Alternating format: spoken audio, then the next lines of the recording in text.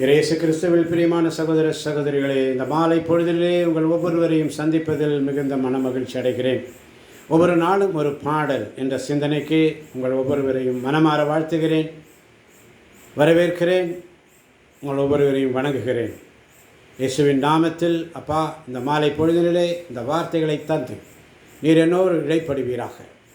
உம்முடைய வார்த்தை என் வாயில் உள்ளது, என் இதயத்தில் உள்ளது, என் கையில் உள்ளது என்று சொல்லி ரோமருக்கு எழுதிய திருமுகம் 10ஆம் அதிகாரத்தில் வாசிக்கிறோம். ஆண்டவரே, இதோ உம்முடைய வார்த்தை என் கையில் உள்ளது. ஆண்டவரே, உம்முடைய வார்த்தை வசனங்களை வைத்து ஜெபிக்க, ஸ்துதிக்க, ஆராதிக்க இந்த மாலை வேளையிலே தந்தீரே, உமக்கு நன்றி. ஆண்டவரே, இதை கேட்கின்ற ஒவ்வொரு பிள்ளைகளையும் ஆசீர்வதிப்பீராக, பலப்படுத்துவீராக. எரேமியா தீர்க்கதரிசி புஸ்தகம் 18ஆம் அதிகாரம் அழகாக சொல்லுகிறது. எரேமியாவுக்கு ஆண்டவர் அருளிய வாக்கு, நீ எழுது, குயவன் வீட்டுக்கு போ, அங்கு என் சொற்களை நீ கேட்க செய்வேன். எனவே நான் குயவன் வீட்டுக்கு போனேன். அங்கு அவர் சுழல்வட்டை கொண்டு வேலை செய்து கொண்டிருந்தார். குயவர் தம் கையால் செய்த மண்கலம் சரியாக அமையாத போதெல்லாம் அவர் அதை தன் விருப்பப்படி வேறொரு களமாக வடித்து கொண்டிருந்தார். குயவன் தன் கையால் செய்த மண்கலம் சரியாக அமையாத போதெல்லாம் அவர் அதை தம் விருப்பப்படி வேறொரு களமாக வடித்து கொண்டிருந்தார். அப்போது ஆண்டவர் எனக்கு அருளிய வாக்கு, இஸ்ரேல் வீட்டாரே, இந்த குயவன் செய்வது போல் நானும் உனக்கு செய்ய முடியாதா என்கிறார் ஆண்டவர். ஆண்டவர் இந்த குயவன் கையில் உள்ள களிமண்ணை போல, இஸ்ரேல் வீட்டாரே, நீங்கள் என் கையில் இருக்கிறீர்கள். ஆம் ஆண்டவரே, குயவன் கையில் பிசையும் களிமண் போல,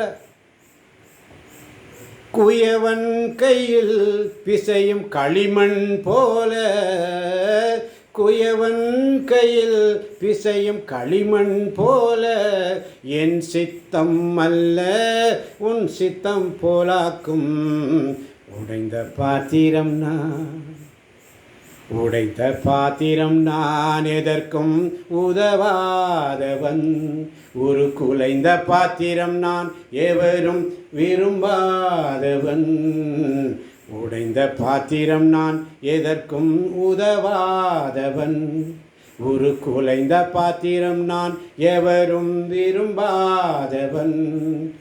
குயவன் கையில் பிசையும் களிமண் போல, குயவன் கையில் பிசையும் களிமண் போல, என் சித்தம் அல்ல உம் சித்தம் போலாக்கும்.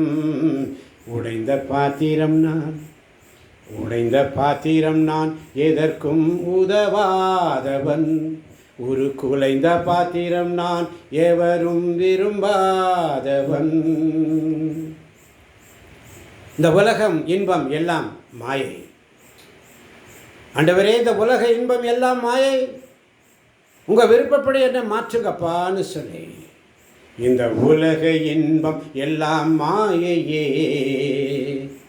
உங்கள் விருப்பப்படி என்னை மாற்றுமே. இந்த உலக இன்பம் எல்லாம் மாயையே, உங்கள் விருப்பப்படி என்னை மாற்றுமே. என் பலவீன காலங்களில் பலத்தாலே பாதுகாக்கிறீர். என் பலவீன காலங்களில் பலத்தாலே பாதுகாக்கிறீர். குயவன் கையில் பிசையும் களிமண் போல, குயவன் கையில் பிசையும் களிமண் போல, என் சித்தம் அல்ல உம் சித்தம் போலாக்கும். உடைந்த பாத்திரம் நான், எதற்கும் உதவாதவன். ஒரு குலைந்த பாத்திரம் நான், எவரும் விரும்பாதவன். ஆமாண்டவரே, ஆமாண்டவரே, எரேமியாவுக்கு நீர் எழுந்து சொல்லி, எழுந்து குயவன் வீட்டுக்கு போ, அங்கு என் சொற்களை நீ கேட்க செய்வேன். எரேமியா தீர்க்கதரிசி குயவன் வீட்டுக்கு போகிறான். அங்கே அந்த மண்பாண்டம் செய்கிறவன் சுழல்வட்டை கொண்டு வேலை செய்து கொண்டிருக்கிறான். குயவன் தன் கையால் செய்த மண்கலம் சரியாக அமையாத போதெல்லாம் அவர் அதை தம் விருப்பப்படி வேறொரு கலமாக வடித்து கொண்டிருந்தார். ஆண்டவர் அந்த வார்த்தையை எரேமியாவுக்கு கொடுக்கிறார். இஸ்ரேல் வீட்டாரே, என் தேவ பிள்ளைகளே, இந்த குயவன் செய்வது போல் நானும் உனக்கு செய்ய முடியாதா? இந்த குயவன் செய்தது போல் நான் உனக்கு செய்ய முடியாதா? இந்த குயவன் கையில் உள்ள களிமண்ணை போல இஸ்ரேல் வீட்டாரே நீங்கள் என் கையில் இருக்கிறீர்கள் என்று சொல்லி அவருடைய கையில் இருக்கிற குயவன் கையில் இருக்கிற களிமண் போல இருக்கிற ஆண்டவரே, என்னை அறிந்த மனிதர் மறந்து போகலாம், உங்க கிருபை என் மேல் என்றும் இருக்குமே. என்னை அறிந்த மனிதர் மறந்து போகலாம், உங்க கிருபை என் மேல் என்றும் இருக்குமே. என் அக்கிரமங்களை சிலுவையில் சுமந்தி அபிஷேகத்தாலே மூழ்க நனைத்திட்டீர். என் அக்கிரமங்களை சிலுவையில் சுமந்தி அபிஷேகத்தாலே மூழ்க நனைத்திட்டீர். உன்னத பாத்திரம் நான், உலகிற்கு ஒளியானவன், தேவ அழகின் பாத்திரம் நான், உம்மை விட்டு விலகாதவன். உடைந்த பாத்திரம் நான், எதற்கும் உதவாதவன். ஒரு குலைந்த பாத்திரம் நான், எவரும் விரும்பாதவன். குயவன் கையில் பிசையும் களிமண் போல என் சித்தம் அல்ல உம் சித்தம் போலாக்கும். உடைந்த பாத்திரம் நான், எதற்கும் உதவாதவன்.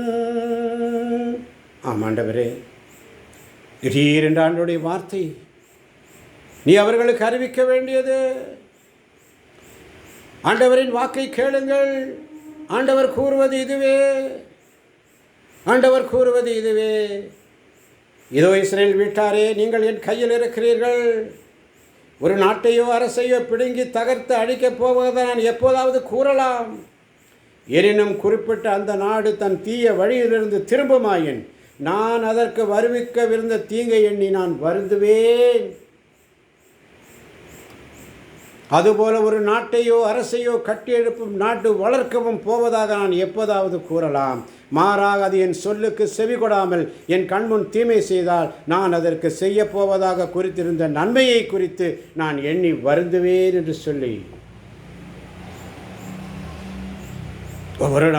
நீங்கள் ஒவ்வொருவரும் உங்கள் தீய வழியிலிருந்து திரும்புங்கள், உங்கள் வழிகளையும் செயல்களையும் திருத்திக் கொள்ளுங்கள் என்று சொல்லி, ஆண்டவரே, நான் உடைந்த பாத்திரமாக இருக்கிறேன், எதற்கும் உதவாத பாத்திரமாக இருக்கிறேன். உடைந்த பாத்திரம் நான், எதற்கும் உதவாதவன். ஒரு குலைந்த பாத்திரம் நான், எவரும் விரும்பாதவன். குயவன் கையில் பிசையும் களிமண் போல, குயவன் கையில் பிசையும் களிமண் போல என் சித்தம் அல்ல உம் சித்தம் போலாக்கும். உடைந்த பாத்திரம் நான், உன்னத பாத்திரம் நான், உலகிற்கு ஒளியானவன். உன்னத பாத்திரம் நான், உலகிற்கு ஒளியானவன். தேவ அழகின் பாத்திரம் நான், உம்மை விட்டு விலகாதவன். தேவ அழகின் பாத்திரம் நான், உம்மை விட்டு விலகாதவன். குயவன் கையில் பிசையும் களிமண் போல, குயவன் கையில் பிசையும் களிமண் போல என் சித்தம் அல்ல உம் சித்தம் போலாக்கும். உடைந்த பாத்திரம் நான், எதற்கும் உதவாதவன். ஒரு குலைந்த பாத்திரம் நான், எவரும் விரும்பாதவன். ஆனால் நீர் விரும்புவீரே, உம்முடைய கையில் இருக்கிற குயவன், நீ குயவன் போல இருக்கிறீர் ஆண்டவரே, நாங்கள் களிமண்ணாய் இருக்கிறோம். உன்னத பாத்திரம் நான், உலகிற்கு ஒளியானவன். தேவ அழகின் பாத்திரம் நான், உம்மை விட்டு விலகாதவன். இயேசுவே எமக்கு நன்றி, இயேசுவே எமக்கு புகழ். அப்போ இந்த அருமையான பாடல்களை பாட வைத்தீரே சாமி. இதை கேட்கின்ற ஒவ்வொரு பிள்ளைகளையும் உச்சம் தலை முதல் உள்ளங்கால் வரை தொட்டு இறை வார்த்தையின் அபிஷேகத்தினால் நிரப்ப போவதற்காய் நன்றி. ஆசீர்வதிப்பீராக, இந்த பிள்ளைகளை பலப்படுத்துவீராக, வேதத்தை அறிந்து கொள்ள, மறை உண்மைகளை அறிந்து கொள்ள இதை கேட்கின்ற ஒவ்வொரு பிள்ளைகளையும் ஆசீர்வதியும் பலப்படுத்தும். இயேசுவின் நாமத்தில் பிதாவே, ஆமேன், ஆமேன், ஆமேன்.